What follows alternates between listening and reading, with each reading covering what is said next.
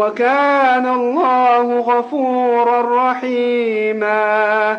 ومن تاب وعمل صالحا فإنه يتوب إلى